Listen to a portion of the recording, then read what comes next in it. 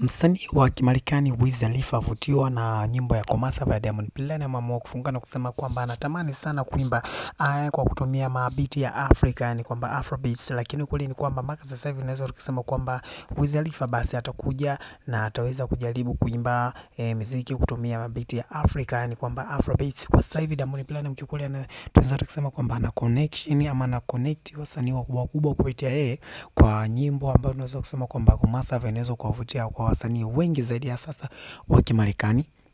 Na kwa sasa hivi tuseme kwamba Diamond Platnumz basi ataweza kutengeneza channel yake kubwa zaidi. Kwamba channel kivipi?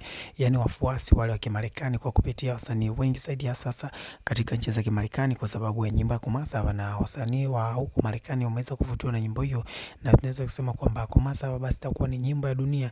Ndio maana watu wengi wamesema kwamba kama ikiwezekana basi nyimbo hiyo iweze kupigwa katika kombe la dunia la mwaka 2026 hivi mwakani, na kama itawezekana basi itakuwa vizuri zaidi, maana waliweza kukompea katika kati ya Komasava na ya nyimbo ya Rema ya Calm Down, ipi ambayo ilikuwa ni nzuri zaidi. Na ukija kuangalia kiukweli kwamba nyimbo ya Rema Calm Down ya watu wengi waliipenda na ilitikisa zaidi, na mwisho wa siku kama hivyo nyimbo ya Komasava Diamond Platnumz kwa sasa hivi basi tutegemee kuona nyimbo hiyo ikizidi kuwa kubwa zaidi. Kwa hiyo tunaona kabisa kwamba Wiz Khalifa na Diamond Platnumz hivi karibuni tutegemee kuona collab kali zaidi na vionjo vitaachiwa hivi karibuni. Bwana, hiyo ndio habari ya mjini kwa sasa hivi. Komasava ni mwendo wa Komasava katika anga za kimataifa zaidi, na ukiangalia nyimbo hii hapa ni simple, nyimbo ya salamu tu imeweza kumeshini nchi kadhaa, na ukija kutazama imetrend zaidi katika nchi mbalimbali, na hivi karibuni tutegemee kuona Diamond Platnumz akija na collab na wasanii wengi tofauti kwa sababu ya Komasava.